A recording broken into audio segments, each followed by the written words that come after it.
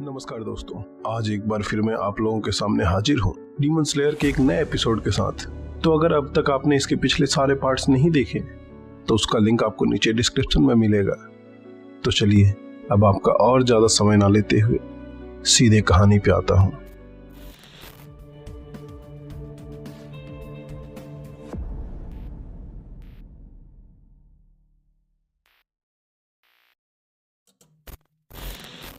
Tanjiro और निजुको के जबरदस्त टीम वर्क ने रूई को मात दी थी, लेकिन इस जीत की कीमत बहुत भारी थी।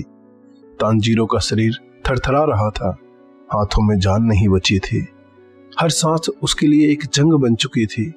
उसकी आंखों के सामने सब कुछ धुंधला हो रहा था और दूसरी ओर निजुको भी जमीन पर गिर चुकी थी, लहूलुहान, लेकिन रूई के धागों से पूरी तरह आजाद।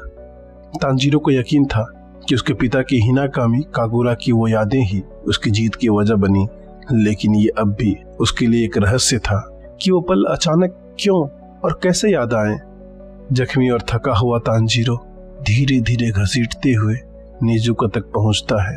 उसकी नजर बहन पर टिकी है, लेकिन दिल में एक और चिंता सिर उठाने लगी है, कहीं इनोसुके अब भी खतरे में तो नहीं। तभी तानजीरो की नाक में अचानक खून की तेज गंध आती है, लेकिन इस बार उसमें राख की महक नहीं थी। वो महक जो हर मरते हुए डीमन के साथ आती है। उसका दिल धड़कना बंद सा कर देता है और तभी एक ठंडी खौफनाक आवाज गूंजती है, क्या तुम्हें सच में लगा तुमने मुझे मार दिया? धुंध से रूई बाहर आता है, घायल नहीं, पूरी तरह सही सलामत। वो मुस्कुरा कर कहता है, मैंने खुद ही अपने धागों से अपनी गर्दन काट दी थी ताकि मरने का नाटक कर सकूं, और अब तुम दोनों का खेल खत्म। तानजीरो दर्द से कराहते हुए खुद को घसीटने की कोशिश करता है, लेकिन रूई अब पूरी तरह गंभीर हो चुका था। वो अपनी ब्लड डीमन आर्ट एक्टिवेट करता है, मर्डरस आई बास्केट, और पल भर में तानजीरो के चारों ओर लाल धारदार धागों का एक खतरनाक जाल बन जाता है। हर धागा ऐसा लग रहा था जैसे मौत की एक एक किरण हो। तानजीरो अपने भीतर की बची हुई सांसों को कंट्रोल करने की कोशिश करता है, लेकिन उसका शरीर जवाब दे रहा था। हाथ कांप रहे थे, सांसें उखड़ रही थी। वो जानता था अगर अब कुछ नहीं किया तो बस सब खत्म हो जाएगा। और तभी एक ही पल में रूई का पूरा धागों का जाल हवा में चीरता हुआ बिखर जाता है। चारों ओर सन्नाटा छा जाता है और धुएं के बीच से एक परछाई उभरती है, वाटर हाशिरा यूतोमियोका। तानजीरो की धुंधली नजरें उस शांत चेहरे को पहचानती हैं। किसी ने मुझे बचा लिया। यू बिना किसी इमोशन के बस इतना कहता है, अब तुम पीछे हट जाओ, ये लड़ाई अब मेरी है। उसकी आवाज में वो ठंडक थी जो किसी तूफान से पहले आती है। रूई गुस्से से कांप उठता है और तानजीरो समझ जाता है अब यहाँ असली लड़ाई होने वाली है। रूई गुस्से में आग बबूला हो उठता है, तुम डीमन स्लेयर एक के बाद एक टपकते क्यों रहते हो? गुस्से में उसकी रगें तन जाती हैं और वो दहाड़ता है, blood demon art, cutting thread rotation. चारों ओर लाल धागों का तूफान बन जाता है, जैसे मौत हवा में नाच रही हो। लेकिन ये एक कदम भी नहीं हिलते, चेहरा शांत, सांसें स्थिर, और फिर water breathing 11th form, dead काम। एक ही झटके में सारे धागे हवा में ही रुक जाते हैं और रूई की गर्दन एक ही वार में कटकर हवा में उड़ जाती है। रूई को अपनी आंखों पर यकीन नहीं होता है। ये कैसे हुआ? कैसे हुआ ये? लेकिन गियो की तलवार पहले ही म्यान में जा चुकी होती है और वो बिना कुछ कहे हवा की तरह आगे बढ़ जाते हैं, क्योंकि उनकी इस अटैक में ही मौत की शांति थी। जंगल के सन्नाटे में भागते हुए रूई की सिस्टर डीमन, चेहरे पर खौफ, आंखों में पछतावा और जहन में बस रूई की दर्दनाक यादें जब रूई ने उसे डीमन स्लेयर से बचाया था। लेकिन ये कोई रहम नहीं था, ये सौदा था। जान बचाओ लेकिन अपनी पहचान खो दो। वो रूई के बनाए नकली परिवार का हिस्सा बन गई। उसे रूई की ताकत दी गई, खून की कुछ बूंदें, एक जहरीला घोल जिसे पीते ही उसकी चीखें निकल पड़ी। उसके शरीर में रुई का जहर दौड़ने लगा। ताकत के नाम पर दर्द मिला और फिर रुई ने अपने ही हाथों से उसके चेहरे की स्किन को उधेड़ दिया, ये कहते हुए, अब तुम मेरी हो, मेरे परिवार का सदस्य हो और तुम पे मेरा हक है ना बहन? लेकिन इस परिवार में प्यार नहीं था। यहाँ जो विरोध करता उसे या तो धागों से काट दिया जाता या धूप में जलने के लिए छोड़ दिया जाता। इस डीमन की चीखें सिर्फ जंगल में नहीं, पूरे नकली रिश्तों की सच्चाई बयां कर रही थी। लेकिन अब वो डॉटर डीमन भाग नहीं रही थी, शिकार के तलाश में थी। जैसे ही वो पेड़ों के बीच से भागती है, एक डीमन स्लेयर मुराता उसे देख लेता है। वो झट से हमला करने की सोचता है, लेकिन बहुत देर हो चुकी होती है। एक ही पल में चिपचिपे रेशम के जाल में फंस चुका होता है मुराता। वो छटपटाता है, तड़पता है, पर ये कोई आम जाल नहीं था, ये थे एसिड ककून्स। डॉटर उसके सामने खड़ी हो जाती है, आंखों में शिकारी की चमक और ओठों पर एक वैसी मुस्कान लिए।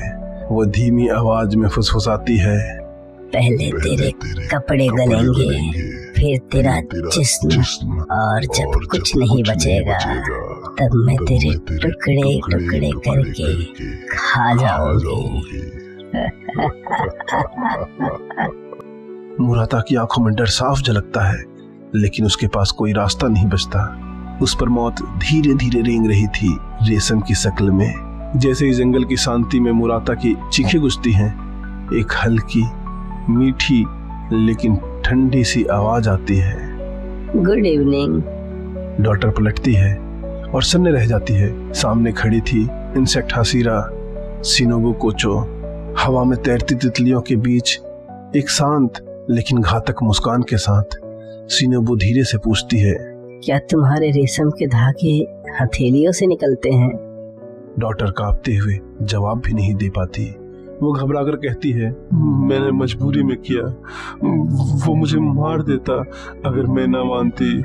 शिनोबु मुस्कुराकर कहती है, कोई बात नहीं, मैं माफ कर दूंगी। बस एक सवाल का जवाब दो, कितने इंसानों को मारा है तुमने? डॉटर कांपते हुए जवाब देती है, सिर्फ 5। शिनोबु की मुस्कान गहरी हो जाती है, लेकिन उसकी आंखों में अब कोई दया नहीं बची। वो कहती है, झूठ मत बोलो, तुमने 80 से ज्यादा लोगों को मारा है। पेड़ों से लटकते हुए दर्जनों कोकून मैंने खुद देखे हैं। फिर एक पल रुककर वो धीमी आवाज में बोलती है, देखो, अगर हम दोनों को दोस्त बनना है तो सजा तो देनी पड़ेगी ना। मैं तुम्हारी आंखें फोड़ दूंगी, शरीर के अंग धीरे धीरे निकालूंगी। जितना दर्द तुमने दूसरों को दिया है उतना ही तुम्हें महसूस कराऊंगी, तभी तो हमारी दोस्ती सच्ची होगी। सही बोल रही हूँ ना? डॉटर का चेहरा सफेद पड़ जाता है। वो चीखते हुए हमला करती है, लेकिन शिनोबु हवा में गायब। अगले ही पल ऊपर से तैरती हुई शिनोबु आती है, जैसे तितलियां गिरती हैं फूलों पर। उसका ब्लेड चमकता है। Insect breathing, butterfly dance, Caprice. Daughter को लगता है वो जीत जाएगी, क्योंकि उसकी गर्दन अब भी सही सलामत है। लेकिन अगले ही सेकंड उसकी उंगलियों से खून टपकता है, फिर उसकी आंखें, फिर उसकी नसें, जलन, दर्द, तड़प। धीरे धीरे ये बढ़ रहा था। शिनोबु मुस्कुराकर कहती है, मेरे पास काटने वाली तलवार नहीं है, लेकिन जहर ऐसा है कि जान लेकर ही दम लेता है। मैं इंसेक्ट हासिरा हूँ, शिनोबु कोचो। गर्दन ना काट सको तो क्या, मैं फिर भी काफी जहरीली हूँ। वो मुराता को बचाती है और फिर सोचती है, क्या रुई को खत्म करने में गियो मुझसे तेज निकला। फिर वो चुपचाप जंगल में आगे बढ़ जाती है, तितलियों की तरह हल्की लेकिन जहर जितनी घातक। तांजीरो लहूलुहान और टूटा हुआ नेजुको को अपनी बाहों में समेटे बैठा है। धुंधली आंखों से वो अपनी बहन के चेहरे को देखता है। हवा में रुई की कटी हुई गर्दन अब भी गिर रही होती है, पर उसकी आंखें बंद नहीं होती। रुई की अंदरूनी आवाज गूंजती है, दर्द से भरी पर शांत। मैंने ये नकली परिवार इसलिए बनाया क्योंकि मुझे वो एहसास चाहिए था जो तांजीरो और नेजुको के बीच है। एक सच्चा रिश्ता, बिना डर के, बिना शर्त के। लेकिन वो रिश्ता रुई को कभी मिला ही नहीं, और अब बहुत देर हो चुकी है। रूई की गर्दन जमीन पर गिरती है और राख बनकर हवा में उड़ जाती है। तानजीरो और नेजुको ने मिलकर रूई जैसे 12 किजुकी को हराकर एक नया इतिहास रच दिया। लेकिन इस जीत की कीमत क्या थी? टूटे हुए शरीर, छलनी आत्मा और वो सवाल, क्या अब भी कोई बड़ा खतरा बाकी है? एक और गियो और शिनोबु जैसे हाशिरा अपनी ताकत दिखा चुके हैं। दूसरी ओर मुजान कोबुत्सुजी को भी ये खबर मिल चुकी है। एक नीली हानाफुडी बालियां पहने डीमन स्लेयर 12 किजुकी को मार चुका है। अब क्या आने वाला है आगे? कौन है अगला शिकार और तानजीरो की किस्मत उसे कहां ले जाएगी? जानने के लिए जुड़े रहिए हमारे साथ। अगला एपिसोड लाएगा नई चुनौतियां, नए दुश्मन और नए राज। अगर ये वीडियो पसंद आया हो तो इसे लाइक और सब्सक्राइब जरूर करें। तानजीरो और नेजुको की ये जंग आपको कैसी लगी कमेंट में जरूर बताएं। और हाँ, बेल आइकन दबाना ना भूलें, नहीं तो अगली लड़ाई मिस हो जाएगी। तो आज के लिए बस इतना ही। जल्दी मिलता हूँ इसके अगले भाग या किसी दूसरी वीडियो में।